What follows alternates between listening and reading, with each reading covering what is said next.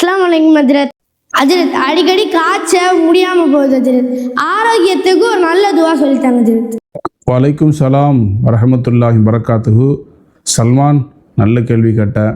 சல்மானுக்கு அடிக்கடி உடம்பு முடியாமல் போகுதா, காய்ச்சல் வருதா? அப்போ முதல்ல மழையில் நனையக்கூடாது, அதிகமாக ஐஸ்கிரீம் சாப்பிடக்கூடாது. இப்போ உடல் ஆரோக்கியத்துக்கு நான் ஒரு துவா ஒன்று சொல்லித்தரேன். எப்பெல்லாம் உடம்பு முடியாமல் போகுமோ, காய்ச்சல் வருமோ, அப்போல்லாம் இந்த துவா நீ ஓதிக்க. ரசூலுல்லாஹி ஸல்லல்லாஹு அலைஹி வஸல்லம் அவர்கள் ஒரு துவா சொல்லி கொடுத்தாங்க.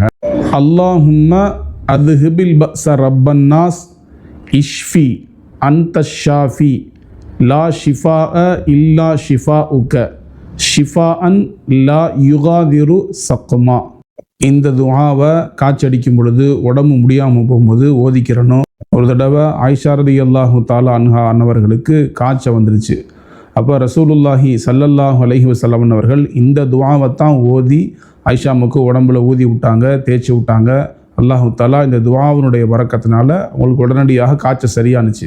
எனவே நமக்கு எப்பெல்லாம் உடம்பு முடியாமல் போகுமோ, காய்ச்சடிக்குமோ, அப்பெல்லாம் ரசூலுல்லாஹி ஸல்லல்லாஹு அலைஹி வஸல்லம் அவர்கள் காட்டி தந்த, கற்றுக் கொடுத்த இந்த அற்புதமான துஆவை ஓதிக்கிறணும். அதுக்கு நாம் என்ன செய்யணும்? இந்த துஆவை மனப்பாடம் பண்ணிக்கிறணும்.